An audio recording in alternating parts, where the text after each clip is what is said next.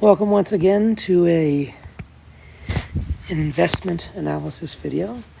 The topic for this video will be Introduction to Market Microstructure.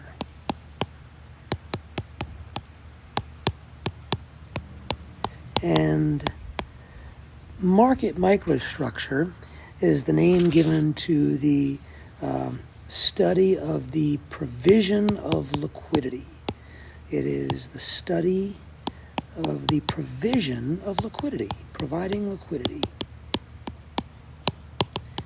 Okay. Liquidity, again, getting into an asset that you want to get into quickly, okay, with low transaction costs. Okay, so market microstructure is the study of the provision of liquidity. And we're going to start off this by making some observations. Most of you are familiar with the New York Stock Exchange, the NYSE, and there's maybe a dichotomy, or perhaps a false dichotomy between stocks that are listed on the NYSE and stocks that are traded over the counter. This is a physical exchange. This is not. But we'll see, it really doesn't matter. It's a distinction without a difference. And so a lot of time I'll be talking about an NYSE-listed stock. And those stocks are characterized by order-driven markets, by being order-driven markets, as opposed to OTC, over-the-counter stocks, which are characterized as being quote-driven markets. And more historically than anything, I guess, by this distinction, we basically mean that the over-the-counter markets used to have market makers for stocks, and there would be two or more market state makers for each stock, and each of those market makers would cite or list their own quotes. Quotes has a meaning. It's two prices. It's a bid and an ask price, and that's what we're talking about here in a moment in more detail. But I kind of have to refer to that to make this important distinction between the NYSE and the OTC. And so each market maker would quote their own bid and ask. And then the best of those two prices would, the best of the bid and the best of the ask would be what we see when we put in a request for a quote, okay? And the New York Stock Exchange, on the other hand, is not characterized by market makers. Each stock has its own specialist, and the specialists can quote a bid price and an ask price. By the way, just real quickly, we'll get into more detail in a moment. A bid price is the highest price that anyone is willing to pay right now to buy the stock, and the ask price is the lowest price that anyone is willing to sell their shares at a given moment. So the ask might be $17.54, the bid might be $17.52, and of course this person can't trade with this person because this person won't sell for less than $17.54, and that person won't pay more than $17.52, and that's why they are the bid and the ask. That's why those are the quotes, because by assumption it's the highest bid and the lowest ask. And a specialist can quote this bid and ask, but the specialist has competition. With the quote-driven markets, the competition was between the market makers, but the specialist system has other sorts of competition built in, because if there was no competition, the specialist could do something like this. He could have the bid price be 17 and the ask price be 18, right? And what he could do is when you were selling, he'd pay 17, and then he'd find someone else who was buying and sell to them for 18, and he'd make this difference here of $1 as a profit. By the way, the difference between the bid and the ask price is referred to as the bid-ask spread. Okay, the bid-ask spread. Okay. Now, a specialist has some competition. He gets competition from, I guess his most important source of competition would be from limit order traders. That is, traders who place limit orders as opposed to market orders. We're going to talk about these in a second in great detail. But the competition for the specialist comes from limit order traders, which is many, if not most traders. It's you and me when we place trades usually. It comes from regional exchanges. The New York Stock Exchange isn't the only exchange, and sometimes stocks are dual listed, and they might be traded on a Boston exchange or a Philadelphia or a Chicago or a Cincinnati or a San Francisco. So there's regional exchanges that have their own specialists and things like that. And then there are third market dealer firms. And that's just any entity that makes a market in a given security. If you were to have sufficient capital and appropriate licensure to go out and become a dealer in shares of General Electric, then you could be a third market dealer. The third market refers to any off-exchange trading of an exchange-listed security. So, for example, if a stock is listed on the New York Stock Exchange and a dealer is traded, like the GE, and a dealer trades in that and, offers, bid and ask quotes for that third market dealer then is the third market.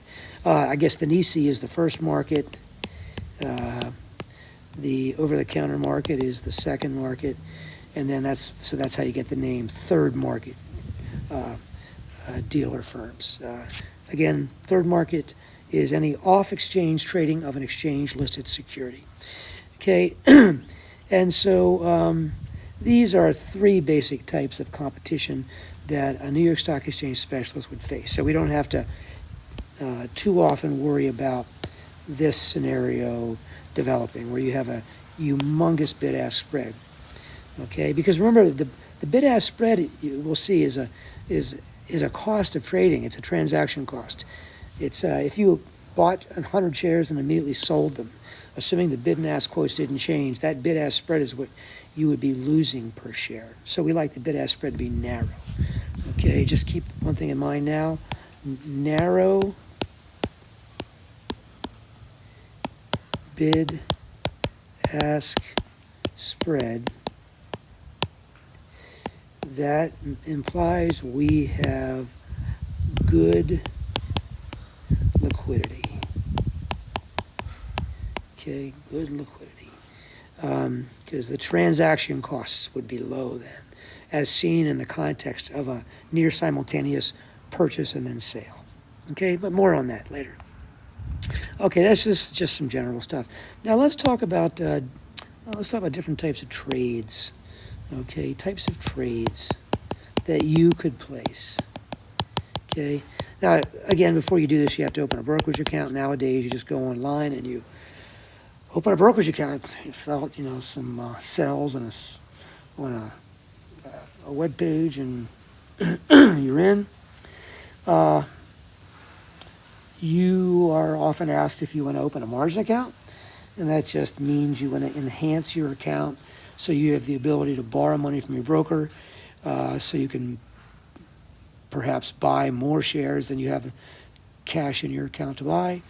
And another thing you can do in a margin account is you can short sell, and that means borrow something and then sell it, and then you have to repay those shares. You have a share-based loan, but more on that in a little bit. Okay, so types of trades that you can place. Well, the first one is these are types of trades or types of. Okay, so I'm going to put. Now I'm going to to make this more clear. These are trades. A trade occurs when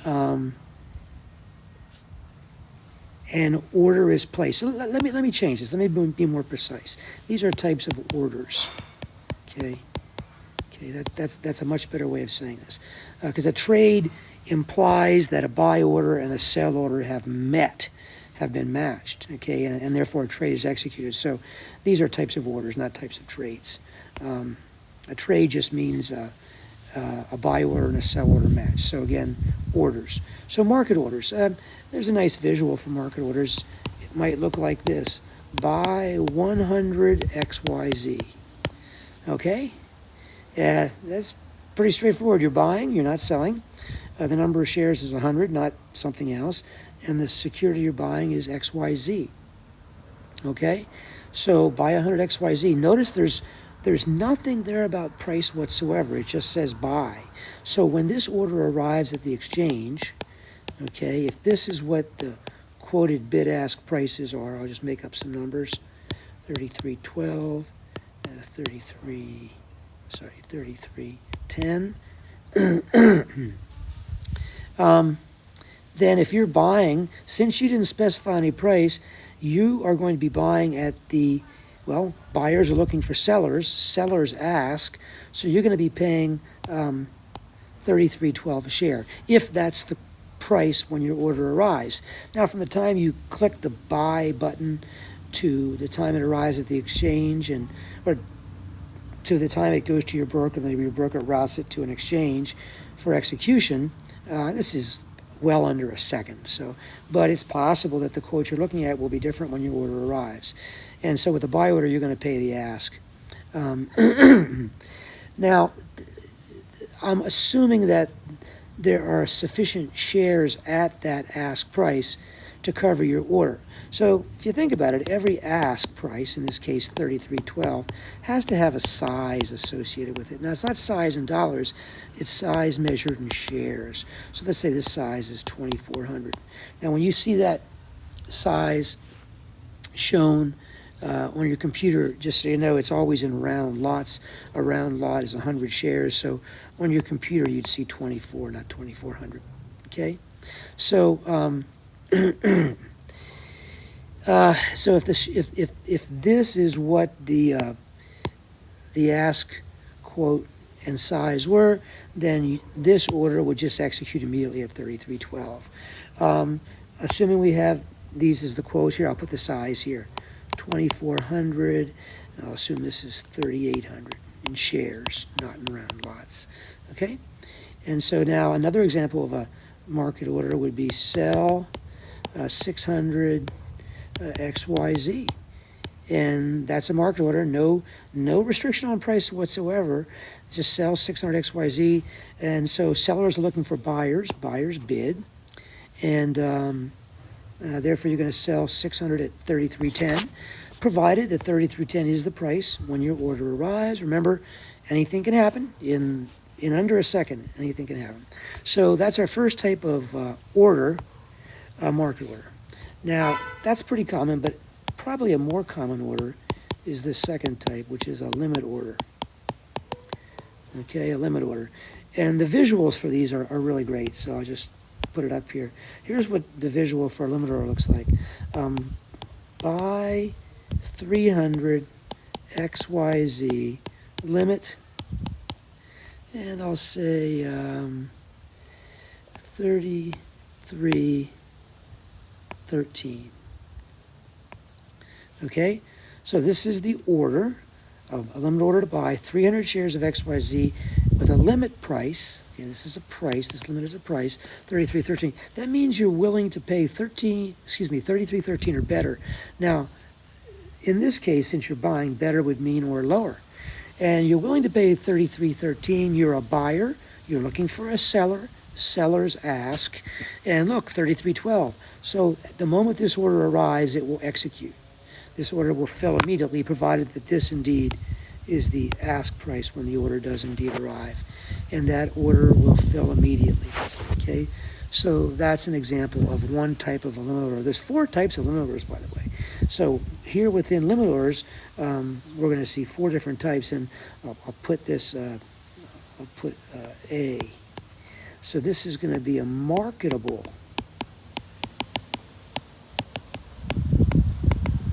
LO, limit order, marketable limit order.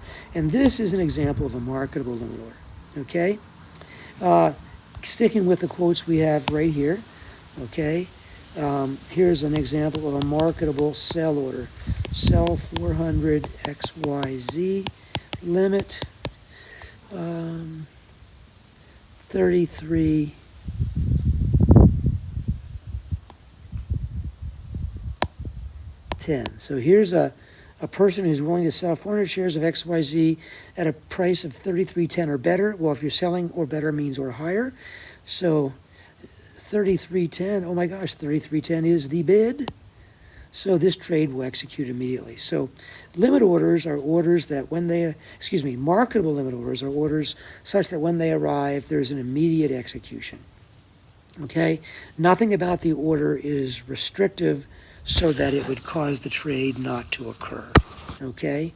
And so now we can start thinking, limit orders then, since they will always execute, they do something. They do what we call, they demand liquidity.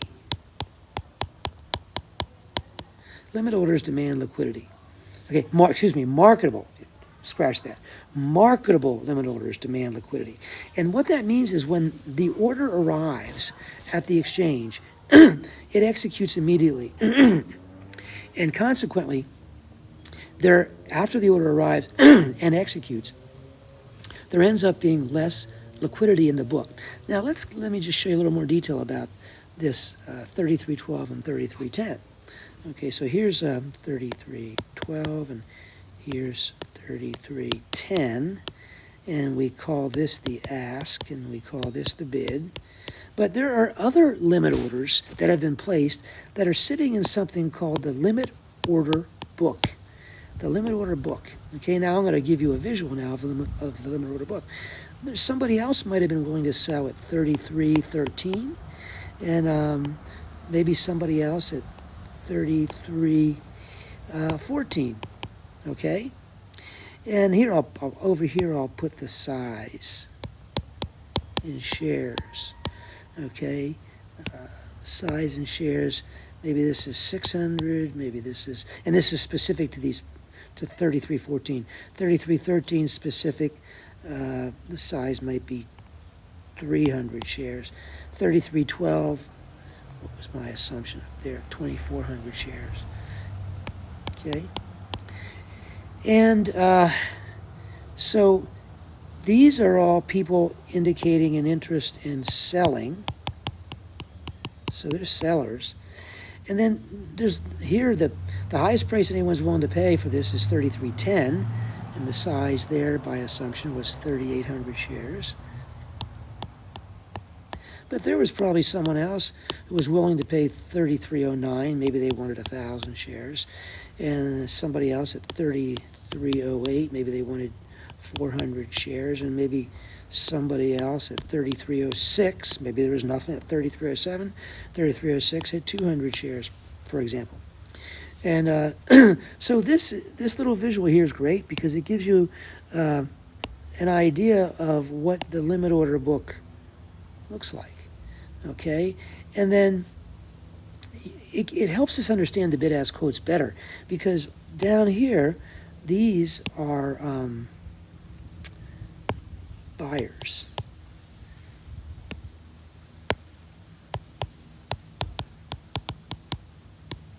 Okay, these are buyers. And you can see that this order, that limit order is going to sit there on the limit, in the limit order book. So is this, and all of them are going to sit there. But the reason these are the quotes, the reason those are the bid-ask quotes is because this is the highest price anyone who wants to buy is willing to pay, and this is the lowest price that anyone is willing to accept, given that they were willing to sell. So that's the limit order book. Spend some time looking at that and thinking about that. Okay. And we can see now that marketable limit orders, when they arrive, for example, let's look at this buy 300 XYZ at 33.13. Okay, so I happen to have 300 in size here, so that the order executes. I'm sorry. So I want to check. You might be thinking that that order is going to execute at 33.13 and that 300 is going to disappear, but no, that's not what happens. This order here, buy 300, limit 33.13, says that the person's willing to pay up to 33.13, but if the markets are such that he doesn't have to, then he or she won't.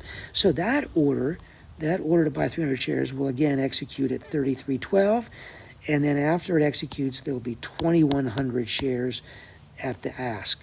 Okay, and the 33.13 will still have 300 shares. Okay, so this is an important point. Note that the price at which a trade occurs is the price for which liquidity was removed from the limit order book. Okay, so that will suit the person who placed the limit order that is matched with something already in the limit order book. Okay, and here our sell, looking at the other side here, sell 400 XYZ limit 33.10. That 400 shares, if that came in later, would just execute, and this size would become 3,400. Okay, so that's an example of how marketable limit orders work. And marketable limit orders demand liquidity because after they arrive and execute, there's less size available anywhere in the book. Doesn't just have to be at the bid and ask. Anywhere in the book, there's less size available, and that's when there's less size available after an order arrives at an exchange, we say that order demands liquidity. Now here's a thinking question for you. What can you tell me about a market order? Do you think that demands liquidity? Well, the answer is yes, of course it does. Because by definition, since there's no price restriction on a market order, it will automatically execute. Okay, so market orders and marketable limit orders both demand liquidity. Okay. So I guess that's enough for this video. I'll be back shortly with a new one, continuing this. Thanks for watching.